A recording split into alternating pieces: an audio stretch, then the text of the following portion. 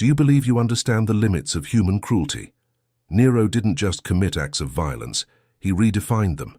He castrated a 14-year-old boy, forced him to don the garments of his deceased wife, and publicly married him in front of all of Rome. Sporus had once been a free young man, the son of respected merchants, his future bright and full of promise. But his extraordinary beauty drew the gaze of one of history's most depraved emperors, and from that moment, his life spiraled into unimaginable horror. For 3 years, the torment that Nero inflicted upon this boy surpassed anything one could witness, even in the darkest of films. Subscribe to the channel and enable notifications, because the ending of this story will reveal the terrifying depths of human malice. Sporus was not born to be a victim. He was the son of Marcus Flavius, a wealthy textile merchant who owned shops across 3 of Rome's most bustling districts, as well as a well-respected villa overlooking the hills of the city.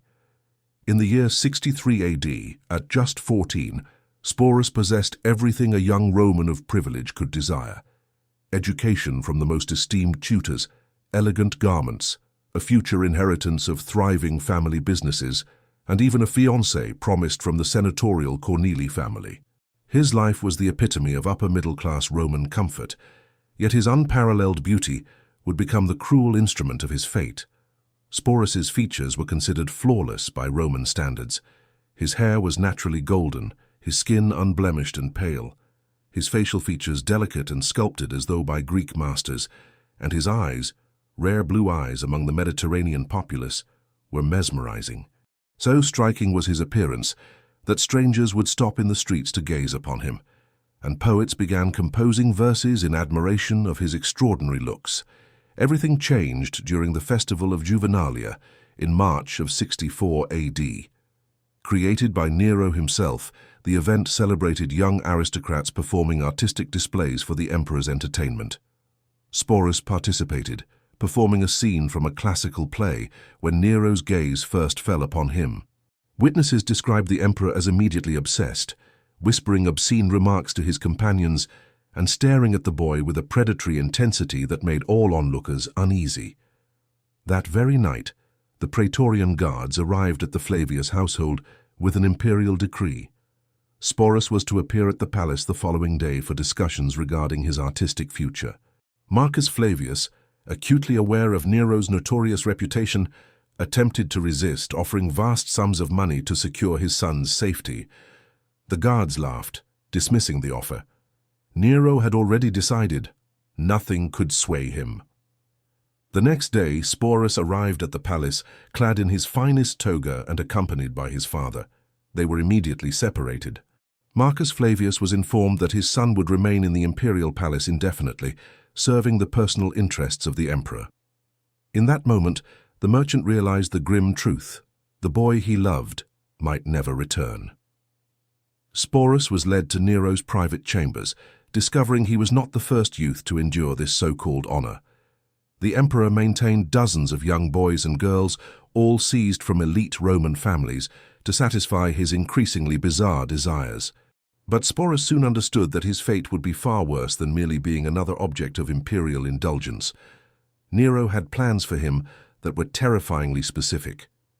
The emperor's obsession with Sporus was deeply tied to the memory of his deceased wife, Poppaea Sabina, who had died 6 months earlier under brutal circumstances. Poppaea had been renowned as the most beautiful woman in Rome, with golden hair, alabaster skin, and delicate features that inspired countless sculptures. Nero had been obsessively in love with her, divorcing his first wife and ordering the murder of his own mother, who opposed the union. Poppaea had wielded total control over Nero through her beauty and sexual intelligence. In September of 65 AD, during a heated argument over Nero's extravagant spending on gladiatorial games, he struck Poppaea violently in the abdomen. She was 6 months pregnant. The blow caused massive internal bleeding, and both Poppaea and her unborn child died agonizingly over 3 days. Nero was devastated, not by guilt, but by the absence of the object of his obsession. Following her death, palace physicians reported that Nero descended into cycles of deep melancholy, interspersed with homicidal rage. He commissioned temples in her honor, forced the Senate to declare her a goddess, and began an obsessive search for replacements who could resemble her. Countless women were brought to the palace, yet none could satisfy the emperor's twisted need to recreate Poppaea. It was under this disturbed mental state that Nero first laid eyes on Sporus. The boy's physical resemblance to Poppaea was uncanny, the same golden hair, fair skin, delicate features, and yet Sporus was male, adding a disturbing complexity that fueled Nero's dark fascination. To the emperor, this was a chance to possess a perfected, controllable version of Poppaea, one who would never abandon him. In the early days of his captivity, Sporus was kept in a luxurious suite within the palace, dressed in fine garments, served exquisite food, and treated with apparent courtesy. Nero visited daily, engaging him in discussions of art, poetry, and philosophy. For a fleeting moment, the boy believed his situation might not be as terrible as he had feared. This delicate phase of seduction lasted precisely 1 week. On the 8th night, Nero arrived accompanied by 3 surgeons specializing in intimate operations and 2 assistants carrying surgical instruments. Nero explained to Sporus with chilling calmness that he had decided to transform him into the new Poppaea, a transformation that required extensive physical modifications. When the boy attempted to resist or protest, he quickly realized that Praetorian guards had already been stationed to prevent any defiance. The era of kindness had ended permanently. The castration of Sporus was conducted with a horrifying medical precision, making the procedure far more terrifying than a simple act of brutal mutilation. Nero had hired Galen of Pergamum, the empire's most renowned surgeon, offering a fortune for him to perform the operation with the utmost skill. The objective was not merely to remove Sporus's male organs, but to create a genital structure that could allow sexual penetration without causing death from infection. The operation took place in an improvised surgical suite within the imperial chambers. Sporus was bound to a marble table while incense burned, supposedly to purify the air. Nero personally supervised the entire procedure, giving precise instructions on how he wanted the boy's body altered. The surgery lasted 3 excruciating hours, during which Sporus remained conscious, sedated only with opium to dull the pain. Galen removed both Sporus's penis and testicles, crafting an artificial opening that simulated female anatomy. The technique was a modified version of procedures traditionally used for eunuchs within the imperial palace, refined specifically to satisfy Nero's grotesque sexual demands. Multiple blood vessels had to be cauterized to prevent fatal hemorrhage, leaving internal scars that would cause permanent pain. During the 6-week recovery period, Sporus suffered from high fevers, recurring infections, and delirious episodes where he called desperately for his parents. Nero visited daily, bringing lavish gifts and whispering promises of eternal love. In the emperor's mind, he had woven a twisted narrative. He was saving Sporus from an ordinary life, elevating him into something divine and extraordinary. The reality, however, was catastrophic. The castration had entirely eliminated testosterone production, triggering rapid and irreversible physical changes. Sporus's voice grew higher, his musculature diminished, creating a more feminine appearance. Facial hair ceased to grow, leaving his features unnervingly youthful. Yet the cruelest impact was psychological. Sporus had lost not only his sexual organs, but his entire masculine identity. In the first weeks after surgery, he attempted suicide 3 times, first by hanging himself with bed sheets, then by trying to leap from a window, and finally by attempting to swallow a knife during a meal. Each attempt resulted in increasingly strict security measures. Nero commanded that guards constantly monitor Sporus, and that all potentially dangerous objects be removed from his chambers. The transformation into Poppaea's substitute involved systematic psychological destruction lasting months. Nero hired cosmetic specialists, hairdressers, and stylists who had served the late empress to recreate her exact appearance on Sporus. The boy was forced to wear dresses identical to Poppaea's, adorn the same jewelry, and even apply the same expensive perfume imported from Arabia. Even more disturbing was the requirement to imitate Poppaea's behaviors. Former slaves who had served the empress were ordered to teach Sporus her every movement, how she walked, gestured, laughed, and even how she slept. Nero observed with perverse fascination, correcting any mistakes and demanding absolute perfection in imitation. During this period of training, Sporus endured daily sexual abuse that Nero justified as marital education. The emperor had developed elaborate fantasies in which Sporus was truly Poppaea, speaking to him, calling him by her name, and expecting responses as if she were alive. Any deviation from this illusion resulted in severe physical punishment. Palace physicians later reported that Sporus developed a condition they described as profound melancholia, what today would be recognized as severe depression with psychotic episodes. He began experiencing hallucinations, seeing his parents calling for help, and suffered episodes of amnesia, forgetting the life he had known before the castration. The boy had become a living embodiment of Nero's obsession, trapped in a nightmare of his own body and mind. It was as though Sporus's mind was trying to protect itself by erasing fragments of unbearable memory. The boundaries between illusion and reality had begun to blur, but Nero interpreted these symptoms not as trauma, but as acceptance. In his delusion, he believed the boy was finally embracing his new nature, and so the emperor decided it was time for the next act of his madness, a public wedding that would make Sporus the new empress of Rome. This wedding would not be a celebration, but a proclamation, a declaration to the empire that Nero's will could rewrite not only law, but nature itself. The idea of marrying a castrated boy and naming him the new Poppaea was the emperor's way of proving that absolute power could transcend even the boundaries of biology and death. Preparations for the ceremony revealed how far Nero had fallen into insanity. He commanded artisans to recreate the exact bridal gown once worn by the real Poppaea. Jewelers were ordered to forge an identical nuptial tiara of diamonds and emeralds. Musicians were summoned to rehearse the same melodies that had once accompanied his original marriage. What should have been a sacred union became a grotesque ritual of necromancy, an attempt to resurrect lost happiness by torturing an innocent soul. The wedding of Nero and Sporus in May of 66 AD remains one of the most disturbing spectacles in Roman history. It was a grotesque farce that even the jaded elite of Rome found horrifying. Nero personally designed every detail to mirror his past wedding to Poppaea, turning the event into a macabre theatrical resurrection, forcing a mutilated youth to impersonate his dead wife. The ceremony took place in the imperial gardens, lavishly decorated with the same flowers used in the original celebration. Sporus was dressed in the exact replica of Poppaea's wedding gown, a masterpiece of Chinese silk embroidered with golden threads, worth more than an entire Roman estate. The diamond and emerald tiara was so heavy it caused constant headaches, but Nero demanded perfection in every detail. Over 500 guests attended, senators, generals, aristocrats, and foreign dignitaries.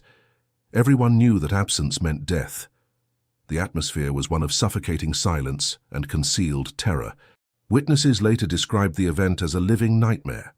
Nobles watching their emperor marry a mutilated boy disguised as a woman. During the ceremony, Nero called Sporus "my beloved Poppaea" and forced him to answer in her soft, feminine tone, mimicking her gestures. When Sporus hesitated or broke character, Nero pinched him hard enough to draw blood, maintaining a radiant smile for the crowd while inflicting pain in secret. It was psychological torture performed in full daylight, beneath garlands and imperial banners. The most shocking moment came when Nero kissed Sporus during the vows and whispered loud enough for everyone to hear, "Finally, my love has returned from the dead." Several senators quietly left the ceremony, unable to witness the desecration any longer. Foreign ambassadors later wrote letters to their homelands, describing the scene as proof that Rome had descended into madness. After the ceremony came a grand feast, where Sporus was formally presented as Empress Poppaea. Nero decreed that everyone address him by that title. Any mention of his true name or his former identity was punishable by death. In legal documents, decrees, and banquets, the boy was no longer Sporus. The emperor had rewritten reality, and fantasy had become imperial law. The so-called honeymoon lasted 3 weeks in a private villa among the hills outside Rome, where Nero subjected his bride to relentless sexual and psychological abuse. He always addressed Sporus as Poppaea reborn, speaking to him as if she truly stood before him again. The young man had long ceased to resist. His responses were mechanical, empty, like those of a puppet whose strings had been pulled too many times. His former self was gone, replaced by a hollow reflection molded by fear and despair. Life as the Empress Poppaea became an unending theater of horror. Every day was orchestrated by Nero's obsession. Sporus was forced to wear Poppaea's clothing and jewelry, to sleep on her side of the bed, to eat her favorite meals. Nero even ordered all palace mirrors replaced with distorted ones that subtly feminized Sporus's reflection. Artists were hired to paint portraits of him, each progressively altering his features to resemble the late Empress more closely. It was a systematic campaign not just to erase Sporus's identity, but to destroy his perception of himself. The most perverse part of it all came when Nero began reenacting memories of his past life with Poppaea. He forced Sporus to play out scenes of domestic tenderness, private dinners, and whispered conversations, moments that once belonged to a dead woman, now grotesquely reborn in the body of a broken boy. There was a time when the emperor's mind had been a place of order, brilliant, sharp, and dangerous. But by then Nero's thoughts had become a labyrinth of delusion and memory. He could no longer distinguish love from obsession or reality from the ghosts he had created. Every wall of his palace seemed to whisper the name Poppaea, and every shadow carried the scent of her perfume. Driven by the terror of forgetting, Nero had documented obsessively every detail of his life with his late wife. Each conversation, every fleeting gesture, every whispered word. Scrolls filled entire chambers, a grotesque archive of a love that had long decayed into madness. Now he forced Sporus to reenact those memories word for word, movement for movement, as if repetition could resurrect the dead. When Sporus faltered, when his tone was wrong or a gesture too hesitant, the emperor's fury ignited. Nero called these punishments corrections, but the physicians of the palace whispered a darker truth. The punishments were barbaric: burns from heated iron pressed into tender skin, days of starvation, or hours forced to stand motionless until his body collapsed in exhaustion. Over time, Sporus began to fracture under the weight of Nero's demands. Witnesses described his eyes as empty windows, his voice shifting between two identities, the boy he had been and the woman he was forced to become. The palace doctors called it a broken soul, a state where his mind splintered between lucid horror and delusional surrender. During moments of clarity, Sporus begged servants to end his life or send word to his family. But Nero, lost in his divine fantasy, mistook these pleas for evidence of demonic resistance. To him, Poppaea's spirit was being trapped by an evil force that refused to let her inhabit the vessel he had chosen. So he summoned priests and exorcists from across the empire. The rituals that followed were cruel beyond reason: fasting that bordered on starvation, flagellations with barbed whips, and potions laced with hallucinogenic herbs that blurred Sporus's mind until he could no longer remember what was real. The emperor believed each scream was a step closer to spiritual rebirth. By the second year of captivity, Sporus's mental collapse deepened.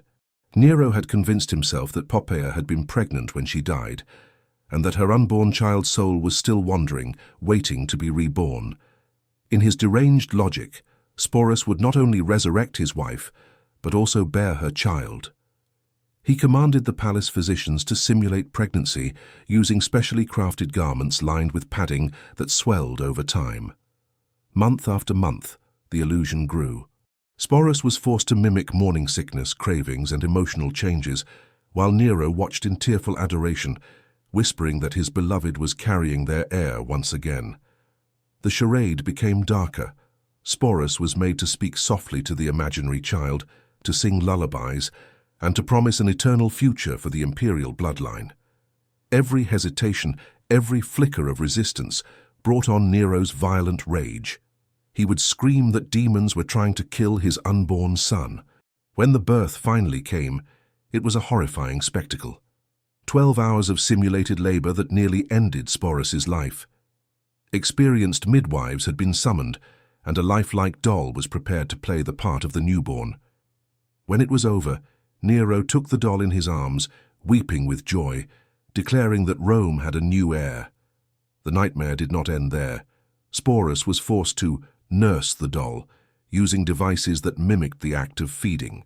There were strict feeding schedules: punishments for imagined neglect, and endless nights of false motherhood. The boy who had once been Sporus now existed only as a puppet in a theatre of madness, a substitute wife, a phantom mother, and a prisoner of a delusion that had consumed an empire. Some palace physicians recorded that during this phase, Sporus began to suffer from maternal delirium, a complete psychotic break in which he truly believed he was nurturing a living child. It was in its own way a form of survival. Surrendering to the emperor's madness was easier than fighting it. But Nero's mind was not finished creating horrors. Believing that Poppaea's spirit required sisters, he began capturing other young men, forcing Sporus to train them, to teach them how to survive as reflections of ghosts. These victims became part of a grotesque family, bound by fear and obedience. By the year 68 AD, as the empire trembled with rebellion and Nero's power began to crumble, the emperor clung to Sporus with desperate devotion. The boy had become his last illusion of control, the only fragment of a world that was already collapsing into dust. During the final years of Nero's reign, madness no longer whispered in his mind. It roared. The emperor, who once saw himself as an artist of divine destiny, had descended into a pit of paranoia and cruelty. By then, Sporus had become more than a captive. He was a living relic of Nero's delusions. The young man was chained to the emperor's own body with heavy golden links inlaid with precious stones. Nero claimed that such a chain was not bondage, but a sacred connection, his way of ensuring he would never lose Poppaea again. Everywhere Nero went, Sporus followed. He was dragged through marble corridors, forced to sit beside the emperor during Senate sessions, and even taken to military councils, all while dressed in the silk gowns once worn by the dead empress. Citizens of Rome stared in horror as their ruler conducted matters of state with a mutilated youth at his side. Painted, veiled, and trembling, his wrists bound to Nero's by glimmering gold. The empire was collapsing under rebellion, but Nero was lost in a theatre of ghosts. As Rome burned with civil unrest, Nero's delusions deepened. He began to blame Sporus for the empire's misfortunes, accusing him of being a spiritual impostor, an incomplete incarnation of Poppaea. In fits of mania, he shouted that Sporus had betrayed him through witchcraft, sending secret messages to the rebels through invisible spirits. Each accusation was followed by punishment. Torture became ritual. Nero would hold candles over Sporus's bare skin, letting the wax and flame eat into his flesh as he screamed that he was purifying Poppaea's soul. The palace guards no longer watched. They listened from afar, unwilling to witness the agony. By June of 68 AD, when General Galba's troops approached Rome, Nero's empire and mind had disintegrated. Terrified, he fled the city with only one companion, the broken figure he called his empress. For 3 days they hid in an abandoned villa at the city's edge. Nero drifted between panic and lust, alternating between sobbing fits and frenzied acts of violence and desire upon Sporus. It was during one of those nights that Sporus finally resisted.